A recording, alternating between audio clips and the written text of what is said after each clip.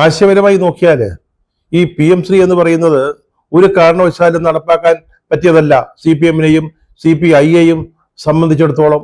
എന്നിട്ടും CPI എതിര് പറഞ്ഞിട്ടും, CPM-ന്റെ വകുപ്പാണ് വിദ്യാഭ്യാസം, അപ്പം അത് ശരിയാണ്. പക്ഷെ എന്നിട്ട് പോലും CPI എതിർത്തിട്ടും, പരസ്യമായിട്ട് എതിർത്തു, മന്ത്രിസഭയിൽ പറഞ്ഞു, ഇടതുമുന്നണി ചർച്ച ചെയ്യണമെന്ന് പറഞ്ഞു. അതൊന്നും കേൾക്കാതെ, ഇവരോട് ആലോചിക്കുക പോലും ചെയ്യാതെ ഇപ്പോൾ PMCയിൽ ഒപ്പുവെച്ചിരിക്കുക.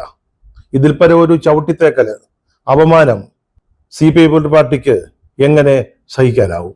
CPI എന്ന പാർട്ടിയും അതിലെ പ്രവർത്തകരും സഖാക്കളും വളരെ ശാന്തമായി ചിന്തിക്കേണ്ട ഒരു കാര്യമുണ്ട്. എത്ര കാലം ഈ അപമാനം സഹിച്ചുകൊണ്ട് CPM-ന്റെ തൊഴുത്തിൽ കിടക്കാൻ നിങ്ങൾക്ക് സാധിക്കും?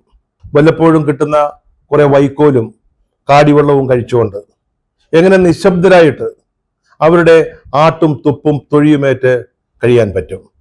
വല്ലപ്പോഴും കിട്ടുന്ന കാടിയ അതാ ഇപ്പോഴ് പുറംകാല് കൊണ്ട് CPM ചവിട്ടിത്തെറിപ്പിച്ചിരിക്കുന്നത്.